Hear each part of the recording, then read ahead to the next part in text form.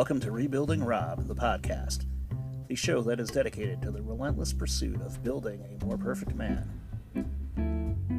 I am your host. My name is Rob, your favorite blogger turned podcaster. On this week's episode, I'm going to give you a pre-Valentine's Day State of the Heart address. But before I get to that, I have to tell you about a very funny thing that happened to me on the way to VD. Stay tuned.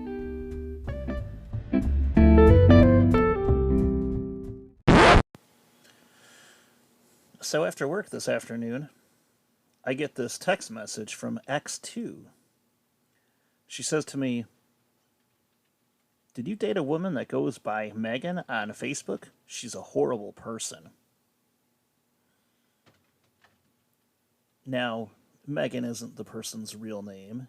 I'm not divulging the person's real name because I don't do that either on this podcast or on my blog. So I write back to X2 and I tell her, yeah, the name sounds familiar. I mean, I dated somebody named Megan back in high school, but, that was like 30 years ago. I'm like, maybe it was somebody I went to high school with. I'm not really sure. I was like, why do you ask? And before she even gets a chance to respond, I tell her, because I went and searched this person up by her name, and it turns out that this was, in fact, somebody who I met on one of the dating apps. We talked a little bit, talked a few times. We never actually ended up going out. She gave me some excuse at the time about living too far away or, I don't know, dealing with some other shit or something. So we stopped talking for a bit. And then eventually we started talking again. And this next time we started talking, she was complaining about a guy. So I was kind of like, yeah, okay, I'm done. And that was basically the last I had heard from her or of her. And as I said, it's not even like we were friends on social media or anything like that. So X2 goes on to say, that must have been her. She was in some Facebook group I belong to where women talk about the men they date. You were brought up by an anonymous poster that you dated. If I knew who it was, I'd tell you. I didn't engage in the conversation, but this Megan commented that she stopped seeing you because of Kid 2. What a horrible human. She had said that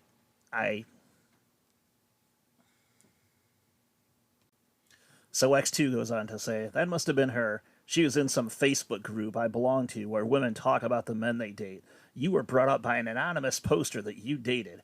If I knew who it was, I'd tell you. I didn't engage in the conversation, but this Megan commented that she stopped seeing you because Kid 2 has autism. What a horrible human. So I respond to her saying, if this is the same person I'm thinking of, I've never even seen her face to face, let alone actually gone out on a date with her. And then after a couple minutes, it kind of hit me as I sat there and I thought about it, and I said, wow, so people are talking about me in Facebook chat groups? That's awkward. She writes back saying, yeah, there's groups where women ask if the guy they're dating is up to no good. I have to assume the anonymous poster is someone you are dating or dated, posted asking what kind of person you are, and then Megan said she stopped seeing you because our son is autistic, and she never even met you or him. So I wrote back and I said, well, like you said, she never saw me, she never even met me. I don't even necessarily remember telling her that Kid 2 is on the spectrum, but if that's why she stopped talking to me, then she really is a disgusting human being. But honestly, I've had zero contact with this person for about a year. And then she writes back trying to take some self-righteous stance of, I'm telling you because if you decide to talk to her again, you should not. That's a terrible thing to say. Then she says, there was nothing else posted about you. I'd tell you. Like I was asking.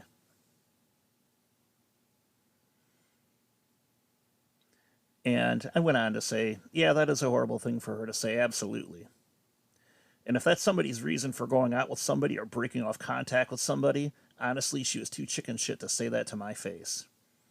That she wouldn't even have been brave enough to say that to my face tells me that this person knows how much of a scumbag they really are. And then she's like, yeah, you dodged a bullet. Now, I have to ask, do these chat groups actually exist on social media? And if so, there's some women out there who have way too much free fucking time on their hands if they're talking about me. I mean, I like to think of myself as someone who goes on a decent number of dates and can do pretty well on a date situation, but who in the hell am I that people would be talking about me on social media? I'm not that important. But do these groups even exist on social media like this? And if they don't, this is one hell of a convoluted story for her to make up. I mean, I know she lies and I know she'll say things just to try and get my goat. But this is just pathetic. I mean, the whole thing. Whether it's true and she went on this group or she made up this whole story about this Facebook group. The whole thing is just pathetic and sad. And it makes me laugh.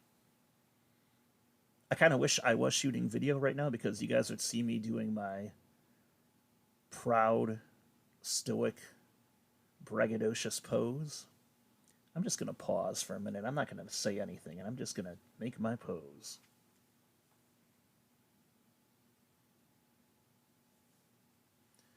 All right, it's getting late. I need to get some dinner, and I want to go to the gym still tonight, so later. Yeah, that's right. I opened with an old dad joke, VD, which back in the day was short for venereal disease, which, again, back in the day was the more popular term for what we now know as sexually transmitted diseases. So, if you see a sign tomorrow, or if you hear anyone say Happy VD, you'll know that on the surface they are sincerely trying to wish you a Happy Valentine's Day. But somewhere deep down in the cockles of their heart, they're wishing you a scorching case of herpes or gonorrhea in the meantime. Just remember that, all you lovers out there, when you're talking to single people tomorrow. Keep that in mind. Food for thought. Well, now that we got that out of the way, it is now time for the moment that absolutely none of you have been waiting for. The first annual Rebuilding Rob State of the Heart Address.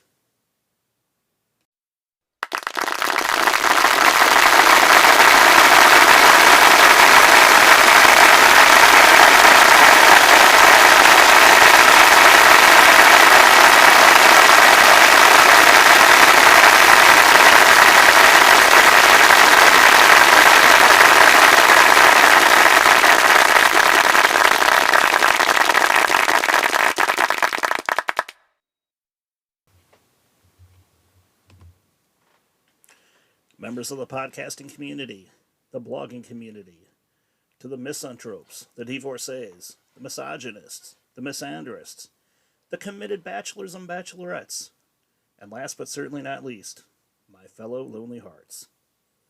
On this Valentine's Day, we are reminded by the masses that we are single. Cheap flowers, heart-shaped pizzas, and perhaps an even bigger abomination, Hallmark movies, all exist to remind us that we do not have a special honey by our side, nor do some of you have a boo to open the door for you and do other gentlemanly things like paying for all your stuff. We must remember that this is not a death sentence. This is our liberation.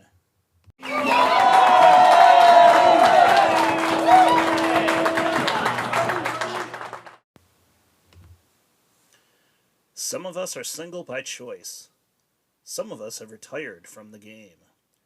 Many of us have first-hand experience of the utter futility of meeting someone and attempting to build a permanent, lifelong relationship, only to end up penniless, heartbroken, and forced to reaccumulate all of our worldly possessions. And yes, to those of us who were foolishly naive enough to think that procreating with one of these wrong people have come to terms with the fact that we will not see our children every day. However, if that is you, remember this one beautiful piece of information. Visitation means that you have children time, but you also have grown-up time.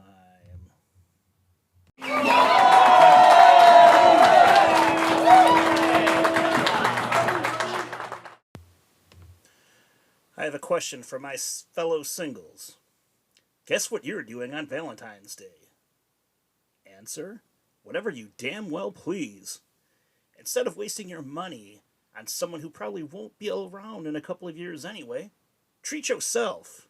Get something for your children, or get something for your dog for that matter. Anything's better than spending money on somebody who's only holding out long enough for the next best thing to come along.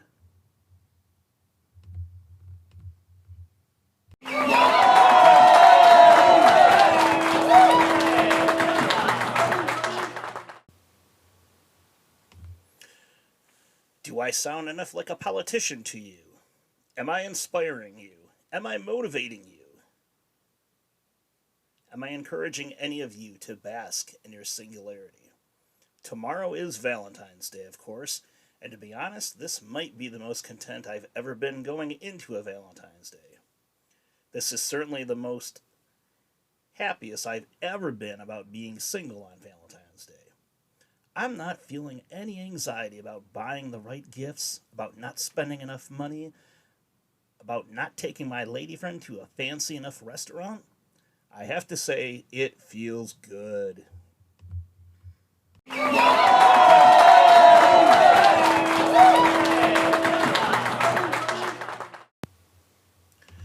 But, in all seriousness, I guess I do have some dating prospects. Nothing really jumping out at me at the moment, and I am completely content with that. I am at ease. I am stress-free. I am relaxed. I don't want to sit here and say that I'm going to give up on dating or relationships altogether, but being single right now isn't as horrible as I thought it was going to be. Now, I told you all my story earlier about the message that I got from X2 today. Right now, I'm just so glad I'm able to let things like that simply roll off of me. I love it. I love being single right now. I love being able to do whatever I want, whenever I want. I love not feeling bad about spending time with my kids. I love not feeling guilty about spending money on myself. I love not heaping hundreds of dollars on someone who basically is going to buy me a pair of socks or a coffee mug that I won't even drink out of.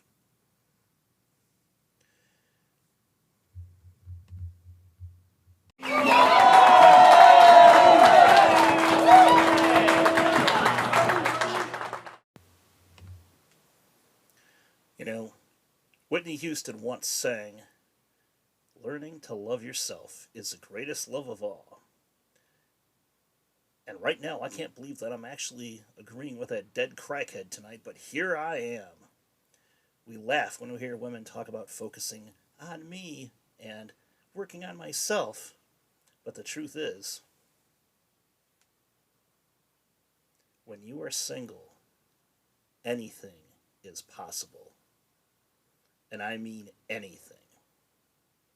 I know this is going to sound a little bit like a broken record when I start pining about my former glory days. Particularly, I mention my encounter with Boss Lady from a few years back. But the fact of the matter is, that never would have happened if I wasn't single. I never would have learned what I want and what I don't want in a relationship if I didn't take the time to step back and enjoy being single. I would never realize how cool some people might actually think I am if I stayed married. Because I am single today, I have dignity, I have self-respect, I have pride, I have accomplishments under my belt, but no one but me can take credit for. So any of you out there who are single and are feeling bad about that on Wednesday, just remember what I said earlier. When you are single, anything is possible. Let me repeat that for those of you in the back of the room a little bit louder. When you are single, anything is possible. Thank you. God bless bachelorhood. God bless bachelorettehood. God bless singularity. Happy VD.